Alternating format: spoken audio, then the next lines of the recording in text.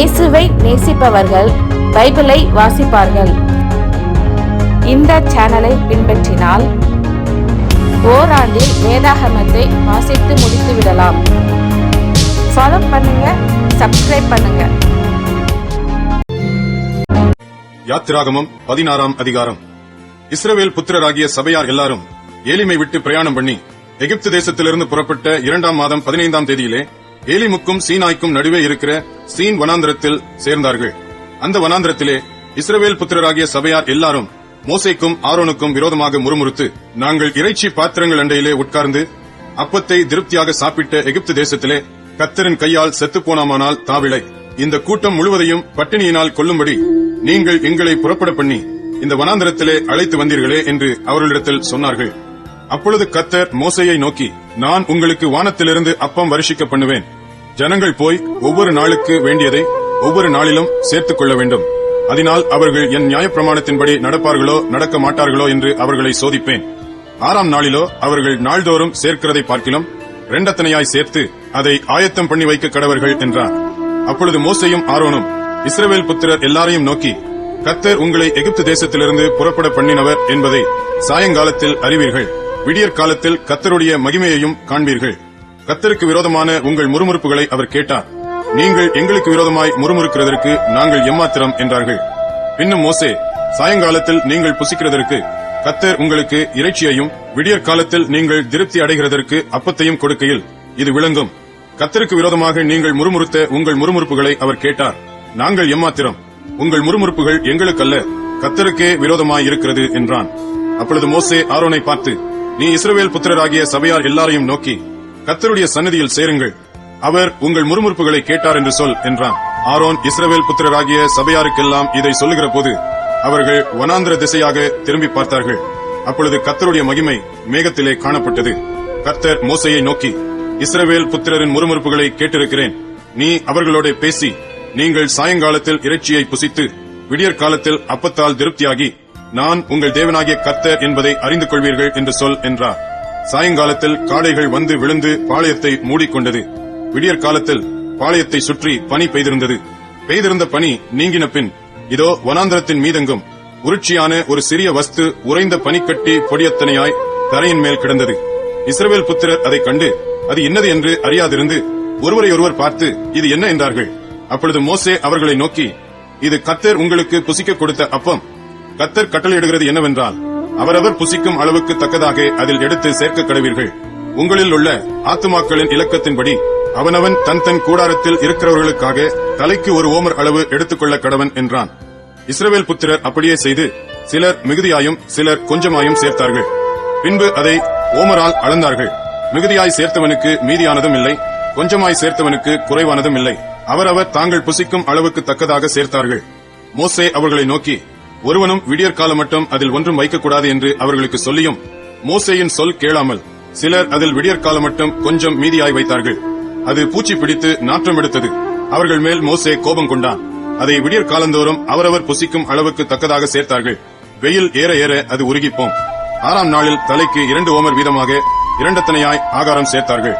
அப்பொழுது சபையின் தலைவர் எல்லாரும் வந்து அதை மோசேக்கு அறிவித்தார்கள். அவன் அவர்களை நோக்கி, கர்த்தர் சொன்னது இதுதான், நாளைக்கு கர்த்தருக்குரிய பரிசுத்த ஓய்வு நாளாகிய ஓய்வு. நீங்கள் சுட வேண்டியதை சுட்டு வேவிக்க வேண்டியதை வேவித்து மீதியாயிருக்கிறதையெல்லாம் நாளை மட்டும் உங்களுக்காக வைத்து வையுங்கள் என்றான். மோசே கட்டளையிட்டபடியே அதை மறுநாள் வரைக்கும் வைத்து வைத்தார்கள். அப்பொழுது அது நாரவும் இல்லை, அதிலே பூச்சி பிடிக்கவும் இல்லை. அப்பொழுது மோசே, அதை இன்றைக்கு புசியுங்கள், இன்று கர்த்தருக்குரிய ஓய்வு நாள், இன்று நீங்கள் அதை வெளியிலே காண மாட்டீர்கள். 6 நாளும் அதை சேர்ப்பீர்களாக. 7ஆம் நாள் ஓய்வு நாளாயிருக்கிறது, அதிலே அது உண்டாயிராது என்றான். 7ஆம் நாளில் ஜனங்களில் சிலர் அதை சேர்க்க புறப்பட்டார்கள். அவர்கள் அதை காணவில்லை. அப்பொழுது கர்த்தர் மோசேயை நோக்கி, என் கட்டளைகளையும் என் பிரமாணங்களையும் கைக்கொள்ள எந்த மட்டும் மனதில்லாதிருப்பீர்கள்.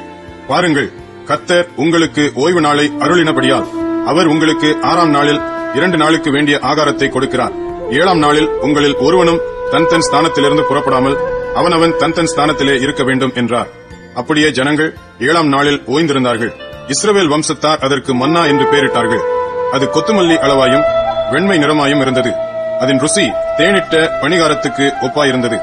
அப்பொழுது மோசே, கர்த்தர் கட்டளையிட்ட காரியம் என்னவென்றால், நான் உங்களை எகிப்து தேசத்திலிருந்து புறப்பட பண்ணின போது வனாந்தரத்தில் உங்களுக்கு புசிக்க கொடுத்த அப்பத்தை உங்கள் சந்ததியார் பார்க்கும்படிக்கு அவர்களுக்காக அதை காப்பதற்கு அதிலே 1 ஓமர் நிறைய எடுத்து வைக்க வேண்டும் என்றான். மேலும் மோசே ஆரோனை நோக்கி, நீ ஒரு கலசத்தை எடுத்து அதிலே 1 ஓமர் அளவு மன்னாவை போட்டு அதை உங்கள் சந்ததியாருக்காக காப்பதற்கு கர்த்தருடைய சந்நிதியிலே வை என்றான். கர்த்தர் மோசேக்கு கட்டளையிட்டபடியே அது காக்கப்படும்படி ஆரோன் அதை சாட்சி சந்நிதியில் வைத்தான். இஸ்ரவேல் புத்திரர் குடியிருப்பான தேசத்துக்கு வருமட்டும் 40 வருஷம் அளவும் மன்னாவை புசித்தார்கள். அவர்கள் கானான் தேசத்தின் எல்லையில் சேரும் வரைக்கும் மன்னாவை புசித்தார்கள். 1 ஓமரானது எப்பாவிலே 10 1 பங்கு. யாத்திராகமம் 17ஆம் அதிகாரம். பின்பு இஸ்ரவேல் புத்திரராகிய சபையார் எல்லாரும் கர்த்தருடைய கட்டளையின்படியே சீன் வனாந்தரத்திலிருந்து புறப்பட்டு பிரயாணம் பண்ணி ரெவிதீமிலே வந்து பாளையம் இறங்கினார்கள். அங்கே ஜனங்களுக்கு குடிக்க தண்ணீர் இல்லாதிருந்தது. அப்பொழுது ஜனங்கள் மோசேயோடே வாதாடி, நாங்கள் குடிக்கிறதற்கு எங்களுக்கு தண்ணீர் தர வேண்டும் என்றார்கள். அதற்கு மோசே, என்னோட ஏன் வாதாடுகிறீர்கள்? கர்த்தரை ஏன் பரீட்சை பார்க்கிறீர்கள் என்றான். ஜனங்கள் அவ்விடத்திலே தண்ணீர் தவனமாயிருந்தபடியால் அவர்கள் மோசேக்கு விரோதமாய் முறுமுறுத்து, நீர் எங்களையும் எங்கள் பிள்ளைகளையும் எங்கள் ஆடு மாடுகளையும் தண்ணீர் தவனத்தினால் கொன்று போட எங்களை எகிப்திலிருந்து ஏன் கொண்டு வந்தீர் என்றார்கள். மோசே கர்த்தரை நோக்கி கூப்பிட்டு, இந்த ஜனங்களுக்கு நான் என்ன செய்வேன்? இவர்கள் என்மேல் கல்லெறிய பார்க்கிறார்களே என்றான். அப்பொழுது கர்த்தர் மோசேயை நோக்கி, நீ இஸ்ரவேல் மூப்பரில் சிலரை உன்னோடே கூட்டிக் கொண்டு நீ நதியை அடித்த உன் கோலை உன் கையிலே பிடித்துக் கொண்டு ஜனங்களுக்கு முன்னே நடந்து போ. அங்கே ஓரேபிலே நான் உனக்கு முன்பாக கன்மலையின் மேல் நிற்பேன். நீ அந்த கன்மலையை அடி. அப்பொழுது ஜனங்கள் குடிக்க அதிலிருந்து தண்ணீர் புறப்படும் என்றார். அப்படியே மோசே இஸ்ரவேல் மூப்பரின் கண்களுக்கு முன்பாக செய்தான். இஸ்ரவேல் புத்திரர் வாதாடினது நிமித்தமும் கர்த்தர் எங்கள் நடுவில் இருக்கிறாரா இல்லையா என்று அவர்கள் கர்த்தரை பரீட்சை பார்த்தது நிமித்தமும் அவன் அந்த ஸ்தலத்திற்கு மாசா என்றும் மேரிபா என்றும் பெயரிட்டான். அமலேக்கியர் வந்து ரெவிதீமிலே இஸ்ரவேலரோடு யுத்தம் பண்ணினார்கள். அப்பொழுது மோசே யோசுவாவை நோக்கி, நீ நமக்காக மனிதரை தெரிந்து கொண்டு புறப்பட்டு அமலேக்கோடே யுத்தம் பண்ணு. நாளைக்கு நான் மலையுச்சியில் தேவனுடைய கோலை என் கையில் பிடித்துக் கொண்டு நிற்பேன் என்றான். யோசுவா தனக்கு மோசே சொன்னபடியே செய்து அமலேக்கோடே யுத்தம் பண்ணினான். மோசேயும் ஆரோனும் ஊர் என்பவனும் மலையுச்சியில் ஏறினார்கள். மோசே தன் கையை ஏறெடுத்திருக்கையில் இஸ்ரவேலர் மேற்கொண்டார்கள். அவன் தன் கையை தாழ விடுகையில் அமலேக்கு மேற்கொண்டான். மோசேயின் கைகள் அசந்து போயிற்று. அப்பொழுது அவர்கள் ஒரு கல்லை கொண்டு வந்து அவன் கீழே வைத்தார்கள். அதன் மேல் உட்கார்ந்தான். ஆரோனும் ஊரும் ஒருவன் ஒரு பக்கத்திலும் ஒருவன் மறுபக்கத்திலும் இருந்து அவன் கைகளை தாங்கினார்கள். இவ்விதமாய் அவன் கைகள் சூரியன் அஸ்தமிக்கும் வரைக்கும் ஒரே நிலையாயிருந்தது. யோசுவா அமலேக்கையும் அவன் ஜனங்களையும் பட்டய கருக்கினாலே முறியடித்தான்.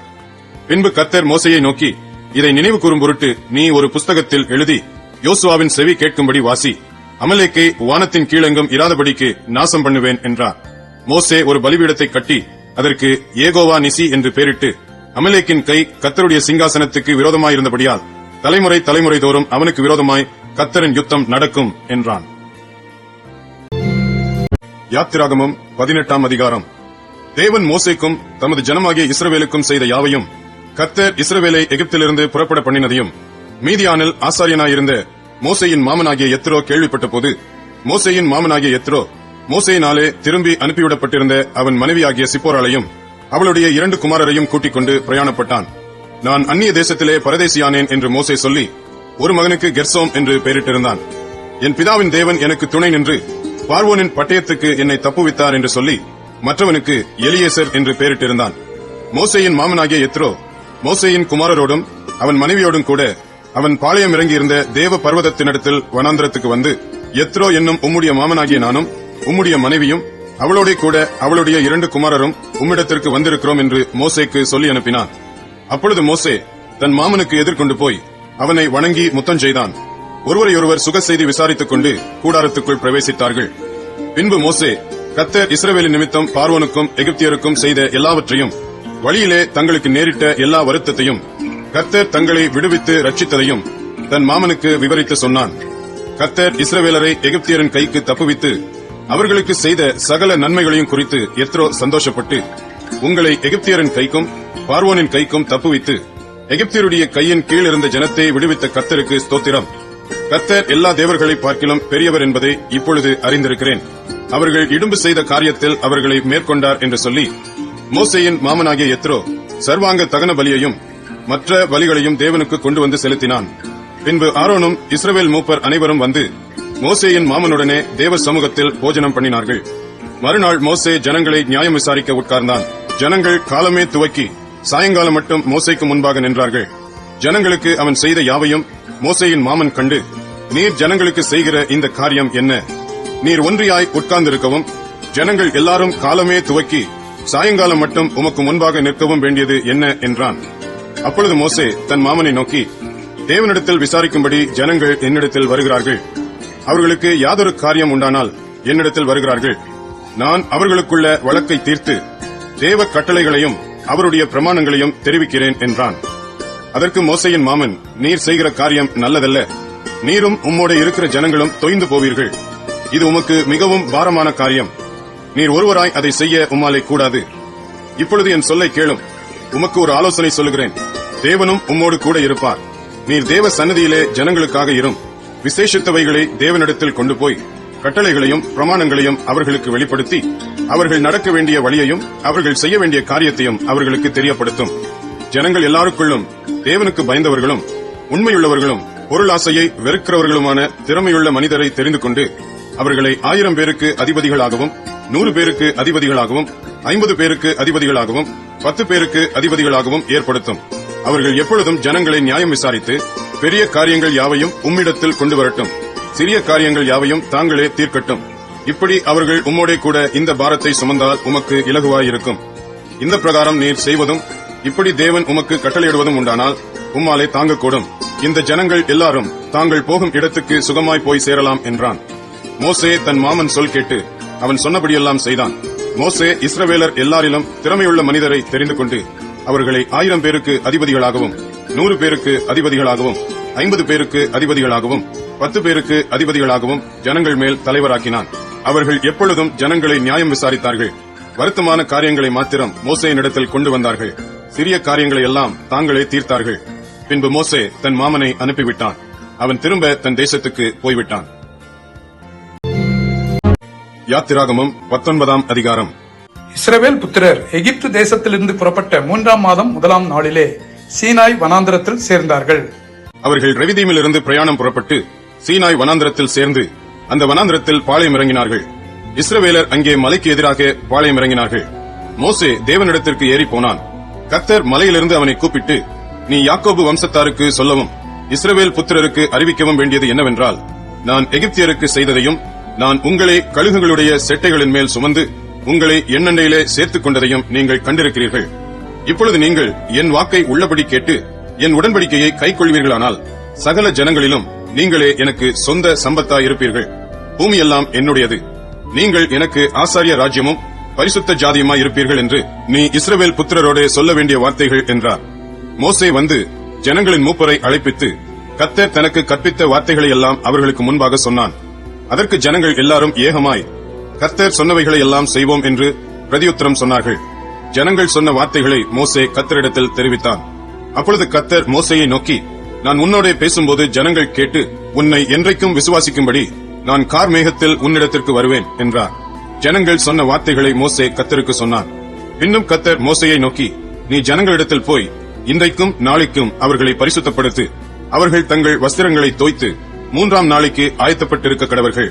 3ஆம் நாளில் கர்த்தர் சகல ஜனங்களுக்கும் பிரத்யட்சமாக சீனாய் மலையின் மேல் இறங்குவார்.